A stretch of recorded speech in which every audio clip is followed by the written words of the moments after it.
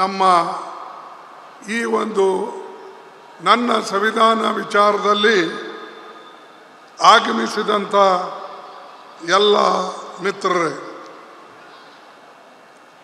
ನಾನು ಹೆಚ್ಚು ಹೊತ್ತು ಮಾತನಾಡೋಕ್ಕೆ ಸ್ವಲ್ಪ ಮುಜುಗರ. ಕಾರಣ,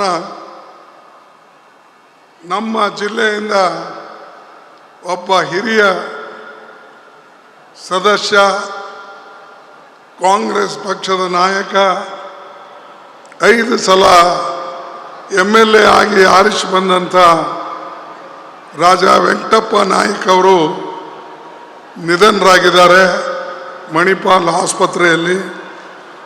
ಅದಕ್ಕಾಗಿ ಈಗಾಗಲೇ ಸಿದ್ದರಾಮಯ್ಯನವರು ಅಲ್ಲಿ ಹೋಗಿದ್ದಾರೆ, ಪ್ರಿಯಾಂಕು ಹೋಗಿದ್ದಾರೆ, ನಾನು ಕೂಡ ಹೋಗಬೇಕು. ಆದರೆ ಈ ಸಮಾರಂಭ ಬಹಳ ಮಹತ್ವದ್ದು ಮತ್ತು ಈ ಸಮಾರಂಭ ನಮ್ಮ ದೇಶಕ್ಕೆ ಮತ್ತು ನಮ್ಮ ಜನಾಂಗಕ್ಕೆ, ಈ ನಾಗರಿಕರಿಗೆ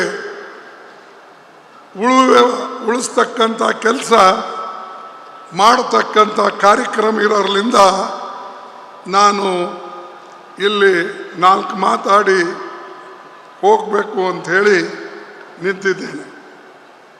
ಬಂಧುಗಳೇ, ಸಂವಿಧಾನ ಉಳಿದರೆ ದೇಶದಲ್ಲಿ ಐಕ್ಯತೆ ಉಳಿತದೆ.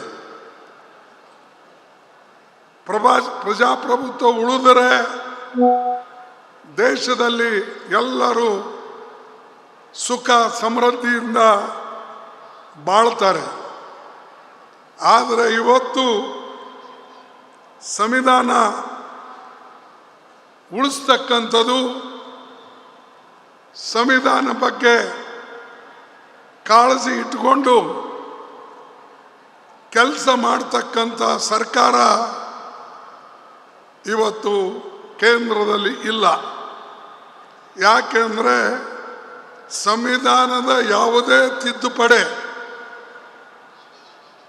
ಅಥವಾ ಯಾವುದೇ ಒಂದು ಕಾರ್ಯಕ್ರಮ, ಪಾಲಿಸಿ ಕೇಂದ್ರ ಸರ್ಕಾರ ಮಾಡ್ತದೆ. ರಾಜ್ಯ ಸರ್ಕಾರಕ್ಕೆ ಅದು ಹೆಚ್ಚಿನ ಸಂಬಂಧ ಬರೋದಿಲ್ಲ. ಅದಕ್ಕೆ ಈ ಸಂವಿಧಾನ ಉಳಿಸ್ಬೇಕು ಮತ್ತು ಸಂವಿಧಾನ ಪ್ರಕಾರ ನಾವೆಲ್ಲರೂ ನಡ್ಕೊಳ್ಬೇಕು ಅಂತಕ್ಕಂಥದ್ದೇ ಬಹಳ ಮುಖ್ಯ. ಕನ್ನಡಿಗರ ಮೆಚ್ಚಿನ ನಿಮ್ಮ ನ್ಯೂಸ್ 18 ಕನ್ನಡ ಈಗ ವಾಟ್ಸ್ಆಪ್ನಲ್ಲಿಯೂ ಲಭ್ಯ. ಕರ್ನಾಟಕ ಮತ್ತು ದೇಶ ವಿದೇಶದ 360 ಡಿಗ್ರಿ ಸುದ್ದಿ ವಿವರವನ್ನ ನೀವು ನಿಮ್ಮ ಕೈ ಬೆರಳುಗಳಲ್ಲಿಯೇ ಪಡೆಯೋದಿಕ್ಕೆ ಈ QR ಕೋಡ್ ಅನ್ನು ಸ್ಕ್ಯಾನ್ ಮಾಡಿ. ನಮ್ಮ ಚಾನೆಲ್ ಅನ್ನು ಫಾಲೋ ಮಾಡಿ, ನೋಟಿಫಿಕೇಶನ್ ಆನ್ ಮಾಡಿ.